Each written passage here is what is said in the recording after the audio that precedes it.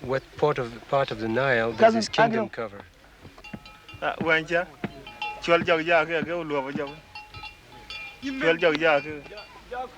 He's now calling one of the ships. Referred to the council, Philippe's question is answered by a spokesman, saying the king's authority extends over a wide area of the Sud. Very good.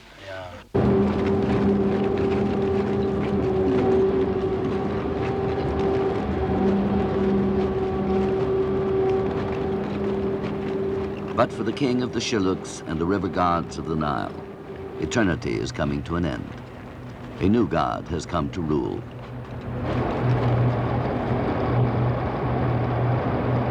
Across the land, a great rotary excavating machine is cutting the Jonglei Canal, a 200-mile trench which will provide a year-round waterway between north and south, drain vast areas of the Sud, and carry the marshland waters to irrigation tracts downstream. But as Philippe learns from a project engineer, many of the canal's uses and its impact on people, animals, plants, and weather are still largely undefined. Dans le dessin technique du canal tel qu'il est maintenant, est-ce qu'il est prévu de s'en servir pour l'irrigation de la campagne? Asked if the canal will allow cheap irrigation by gravity flow, engineer Voronkov replies that the canal level will not be high enough for such a system. Instead, a large network of pumping stations will be required for water distribution. Actuellement, par contrat, qu'est-ce qui est prévu? What provisions, Philippe asks, have been made for wild animals to cross the canal? There has been talk, says Voronkov, about providing for the seasonal movements of both people and animals, but nothing has been done.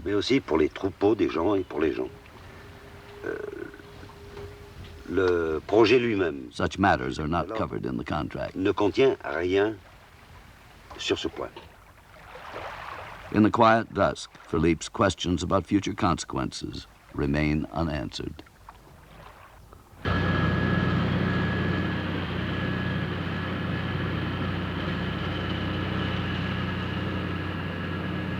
Leaving the straight trench through which the meandering White Nile will soon bypass much of the Sud, Philippe and his companions again head northward in the Catalina.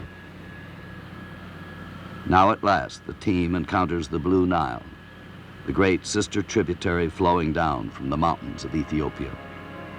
Bearing in summer flood a huge burden of fertile silt, it joins the White Nile north of Khartoum.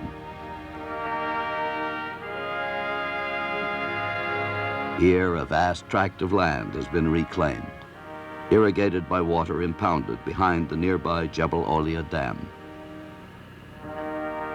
But Sudanese official Ahmed Balal reports that already a familiar menace has appeared. And in all these projects, I understand you've been bothered by the water hyacinths. Yes, this is really one of the big problems which we are facing, and which was a problem which has been dealing with for a long time, and which is spreading from the equatorial lakes up to the White Nile near Khartoum, as you have seen near Jebel Olia.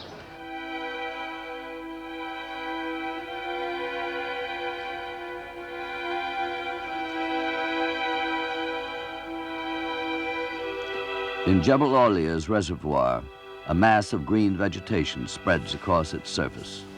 But the countermeasures against it themselves present new difficulties and dangers, according to Sudanese expert Dr. Hassan El-Maghrabi. How much do they spray like that every year?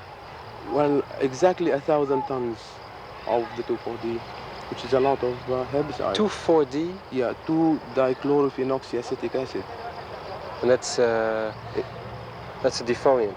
Yes. What is the effect on the environment? Well, there's a general decrease in the productivity of the White Nile, an immense decrease, as a matter of fact. It takes what form? Fish don't grow, or? Well, larvae fish die.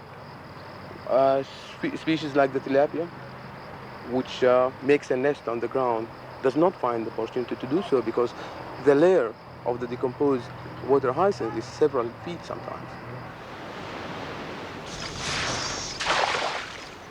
Whatever the risks, fishermen still cast their nets into the waters they always have trusted.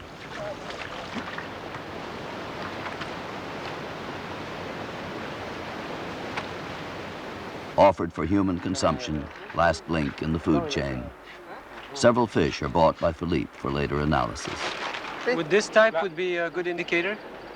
Not the best, but it could be a good indicator. Could be good? Yeah.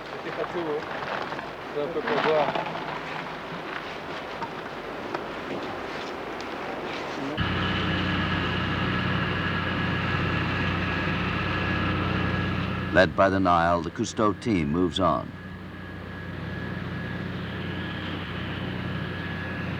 For the first time, far from its upland beginnings and the languid expanses of the Sud, the river enters the great North African desert.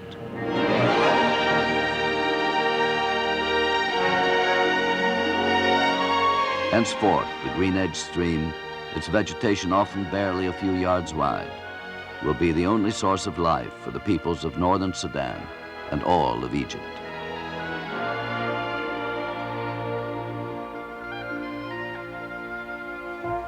In a basin between desert ridges, the river becomes the inland sea, called Lake Nuba in Sudan, Lake Nasser in Egypt, stretching more than 300 miles southward from Aswan High Dam.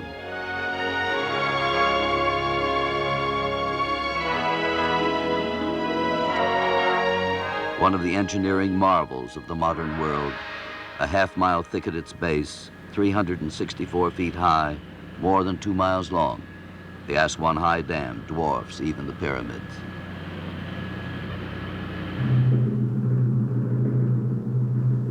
A joint Soviet-Egyptian effort formally begun by Premier Khrushchev and President Nasser in 1960, the High Dam has abruptly altered the long history of the Nile.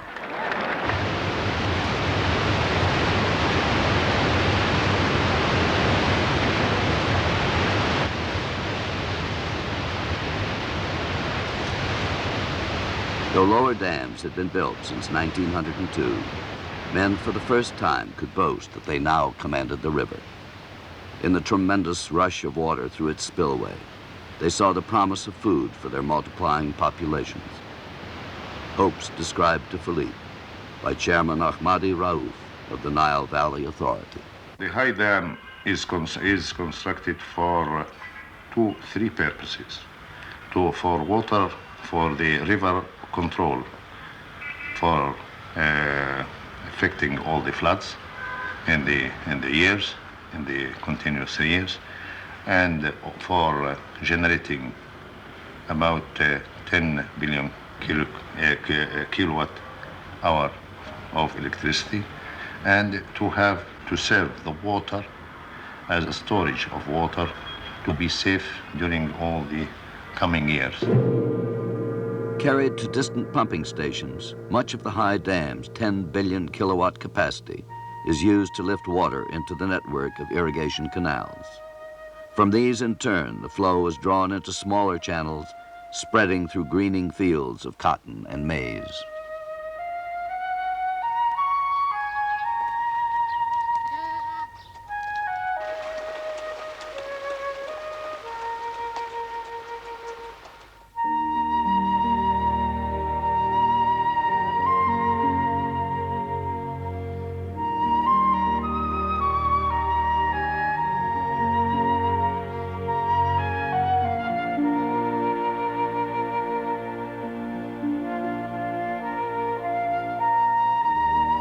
Across the desert, new ditches draw a geometry of hope. Month by month, year by year, the growing grid reclaims new land. Through vast projects such as Kom Ombo, the High Dam is expected to increase arable land in Egypt by 1/3, more than 2 million acres.